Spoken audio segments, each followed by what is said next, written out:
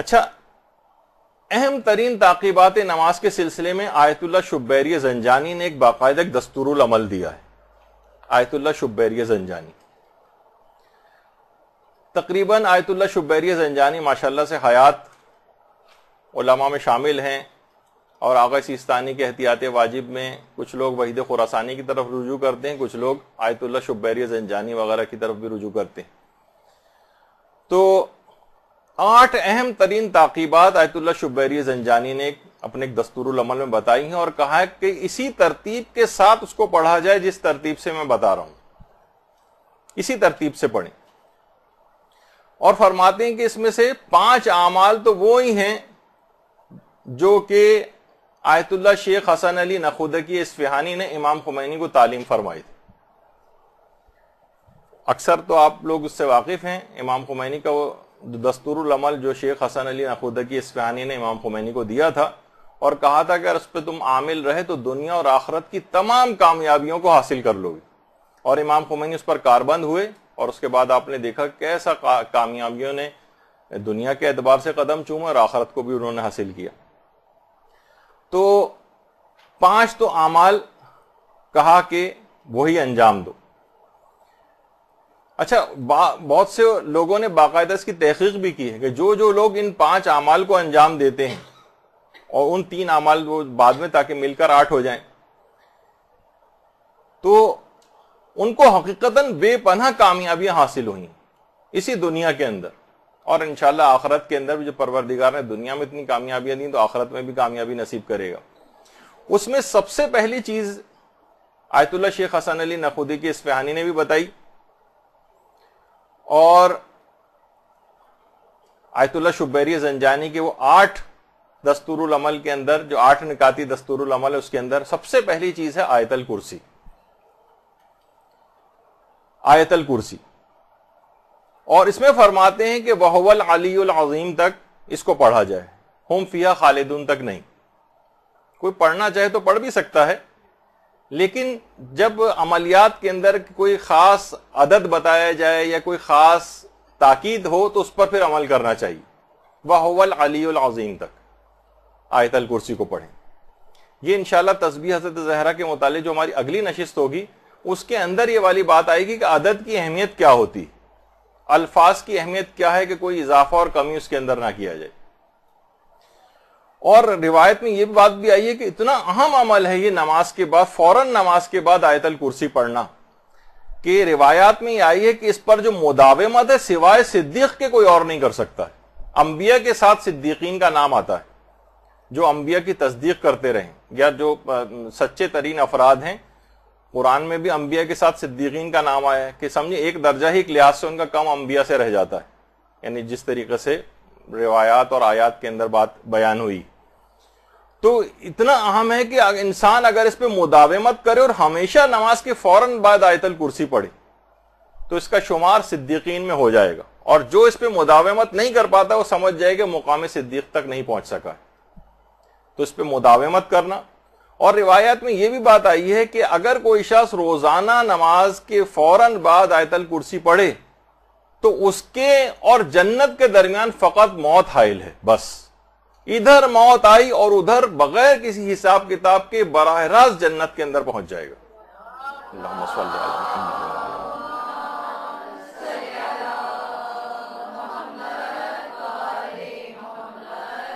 تو فوراً بعد فرماتے ہیں اسی ترتیب کے ساتھ اس کو کیا جائے. آیت اللہ شبیری زنجانی پہلے نمبر کے اوپر ہے آیت الکرسی.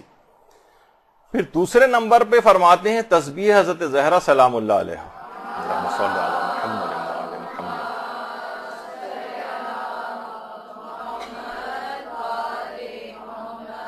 یہ خود اتنا ایک مستقل عنوان تھا کہ آج کوشش کے باوجود بھی میں اس کو نہیں لے پاؤں گا، اور اس کے لیے ایک علیحدہ نشست کا سوچا کہ اسی کے اندر ایک ساتھ ہی اس کو بیان کیا جائے تاکہ 2 ٹکڑوں میں تقسیم نہ ہونے پائے. تسبیح حضرت زہرا، اس کے بعد پھر ہے 3 مرتبہ سورہ توحید کی تلاوت. 3 مرتبہ سورہ توحید. اس کے بعد ہے 3 مرتبہ درود. درود بھیجیے نا محمد علیہ.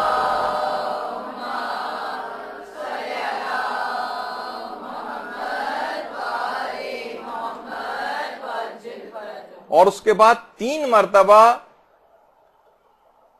2 آیات ہیں سورہ طلاق کی، تو سورہ طلاق کی دوسری آیت کا آخری جز اور آیت نمبر 3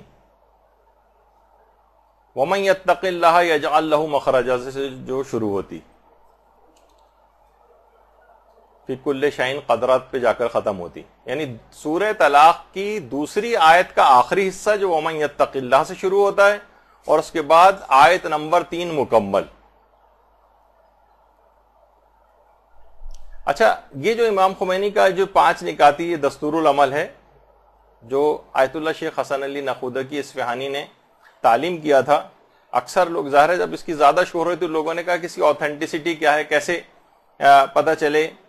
تو سب سے پہلے دیکھیے بتا دی جائے کہ آیت اللہ شیخ حسن علی نخودکی اصفہانی اتنی عظیم شخصیت تھی کہ دیکھیے امام خمینی جیسا عارف ان کے پاس دستور العمل کے لیے جایا کرتا تھا۔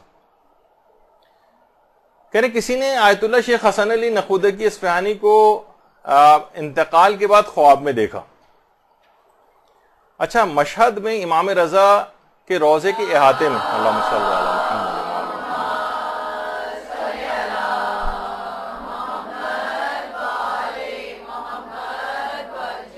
ان کو ایک عالم نے خواب میں دیکھا اور ان سے ایک بات پوچھی۔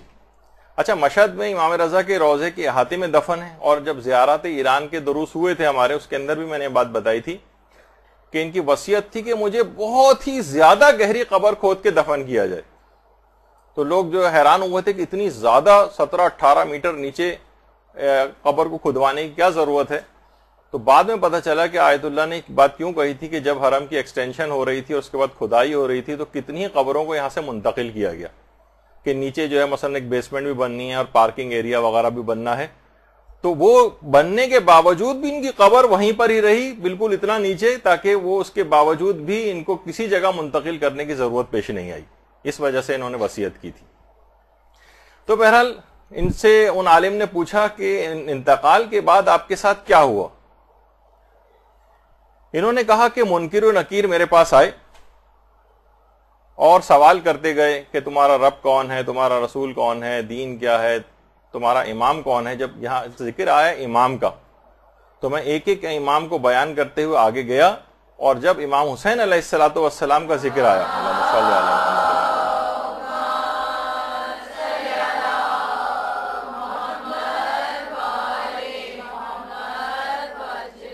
تو میں نے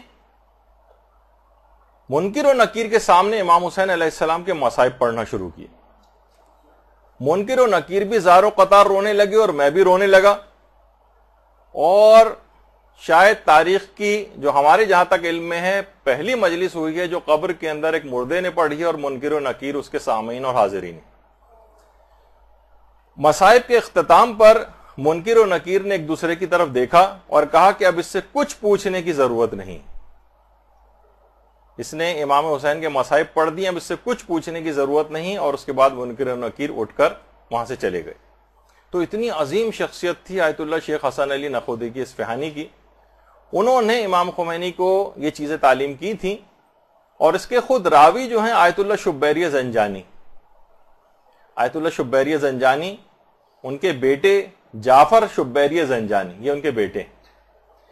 انہوں نے بھی کہا کہ ایک بار سفر زیارت امام رضا کے لیے میرے والد شبیری زنجانی امام خمینی کے ساتھ تھے، اور اس زمانے میں 30-40 سال کی غالباً امام خمینی کی عمر تھی۔ وہاں پر مشہد میں امام رضا کے روضے میں امام خمینی کی ملاقات آیت اللہ حسن علی نخودکی سے ہوئی تھی۔ تو امام خمینی تلاش میں رہتے تھے کہ میں کہاں سے کوئی دستور العمل پوچھوں، موقع پا کر حسن علی نخودکی کے پاس گئے اور ان سے درخواست کی مجھے کوئی دستور العمل بتائیے۔ تو شیخ حسن علی نے کہا یہاں پر نہیں بلکہ تم شیخ حر عاملی کی قبر ہے جس جگہ پر، وہاں پہنچ جاؤ، میں وہیں پہنچتا ہوں۔ اور اس کے بعد وہاں پہنچنے کے بعد پھر آیت اللہ حسن علی نخودکی نے وہ یہ 5 اعمال بتائے تھے۔ دوسرے اس کے گواہوں میں آیت اللہ بہجت بھی ہیں، آیت اللہ بہجت یہ اس کے گواہ ہیں کہ ان کو یہ عمل تعلیم کیے گئے تھے۔ باقاعدہ زمزم عرفان کے نام سے جو کتاب آغا ری شاری نے لکھی ہے ان کے آیت اللہ بہجت کے حالات پر، اس کے اندر بھی اس بات کو لکھا ہے۔ اور خود امام خمینی کے اپنے بیٹے مصطفیٰ خمینی وہ بھی اس کے راوی ہیں، اور خود شیخ حسن علی نخودکی اصفہانی کے اپنے بیٹے حاجی شیخ علی مقدادی اصفہانی انہوں نے بھی بیان کیا ہے کہ واقعتاً اس دستور العمل کو آیت اللہ حسن علی نے امام خمینی سے بیان کیا. یہ حسن علی نقودکی اصفہانی کے بیٹے علی مقدادی. اچھا یہ تو 5 چیزیں ہوئیں. اس کے بعد آیت اللہ شبیری زنجانی فرماتے ہیں کہ چھٹی چیز جو اسی ترتیب کے ساتھ آنی چاہیے وہ ہے اس کے بعد 30 مرتبہ تسبیحات اربعہ پڑھی جائے، 30 دفعہ.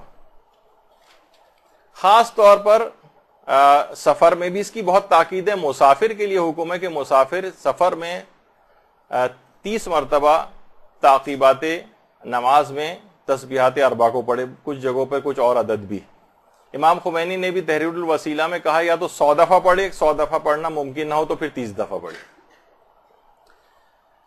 اچھا پھر آیت اللہ شبیری زنجانی فرماتے ہیں 7واں عمل یہ ہے کہ دعائے سلامتی امام زمانہ پڑھے. اللہم صلی علی محمد.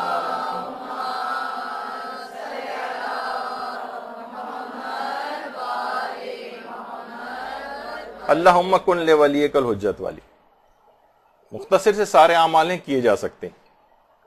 البتہ ایک عمل اس کے بعد نسبتاً لگتا ہے کہ مشکل ہے اور ہم جیسے افراد جو کہ عادی نہیں ہیں ایسی تعقیبات کے ان کے لیے مشکل اور لگتا ہے، لیکن بہرحال علماء کرتے ہیں. وہ فرماتے ہیں 400 بار ایک ہی سانس میں یا واسعو یا وہابو پڑھے. میں نے بھی کئی دفعہ ٹرائی کی لیکن نہیں پڑھ سکا اس کو. لیکن فرمایا کہ اگر کوئی یہ نہ کر سکے تو پھر ایک سانس میں 14 مرتبہ یا وہابو پڑھے. یا تو 400 بار ایک ہی سانس میں یا واسعو یا وہابو، یا پھر یہ نہ کر سکیں جو کہ تقریباً ہم سبھی کا بنے گا تقریباً ایسا، وہ کم سے کم 14 مرتبہ یا وہابو پڑھے. یا وہابو سجدے میں جانے کے بعد. تو یہ اچھا اب یہ جو اعمال ہیں آیت اللہ شبیری زنجانی فرماتے ہیں کہ یہ جو آخری عمل ہے خاص طور پر یہ 400 مرتبہ والا، یہ فرماتے ہیں کہ یہ میں نے کسی کتاب کے اندر تو نہیں دیکھا ہے اس کو، لیکن آیت اللہ سید ابو الحسن مرتضوی جو بہت بڑے اہل علم، اہل ذکر اور اہل دعا تھے، انہوں نے تمام مادی مشکلات کے لیے اس عمل کو بہت مجرب بتایا.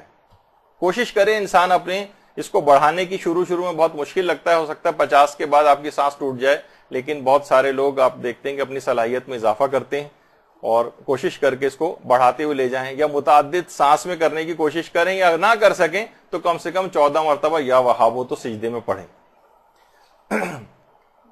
اور آیت اللہ حاج رضا صدر وہ فرماتے تھے کہ میں شدید مالی مشکلات کا شکار تھا، لیکن جب میں نے ان 8 اعمال کو جب سے کرنا شروع کیا اتنی جلد میرے حالات تبدیل ہوئے کہ وہ سب کی سب مشکلات رفع ہو گئیں. یہ جو 8 ابھی آیت اللہ شبیری زنجانی کے نے جو بتائے گئے اعمال ہیں، یہ خود آیت اللہ حاج رضا صدر نے جو ہے اس کو کیا تو کہتے ہیں میری ساری مالی مشکلات اور بلکہ اور جتنی بھی پریشانیاں تھیں وہ ساری رفع ہو گئیں. اچھا پھر اس کے بہترین نماز کیسے پڑھیں، اس سلسلے کا درس نمبر 20. تعقیبات نماز کے سلسلے میں ہماری گفتگو پچھلے درس میں شروع ہوئی تھی اور اس میں آیت اللہ شبیری زنجانی کا ایک عمل بتایا گیا تھا. اس میں ایک غلطی ہو گئی تھی جو انہوں نے ترتیب بتائی تھی. اس میں یا واسعو یا وہابو کو پہلے یہ بتایا کہ 400 مرتبہ ایک سانس میں پڑھیں، وہ 400 نہیں تھا بلکہ 14 دفعہ تھا. تو ایک آسانی بھی ہے، اور اس میں انہوں نے کہا تھا 14 دفعہ بھی اگر یا واسعو یا وہابو نہ پڑھ سکیں تو پھر یا وہابو ہی صرف 14 دفعہ پڑھ لیں. تو 400 کو 14 کر دیجئے، بس باقی سب کچھ وہی.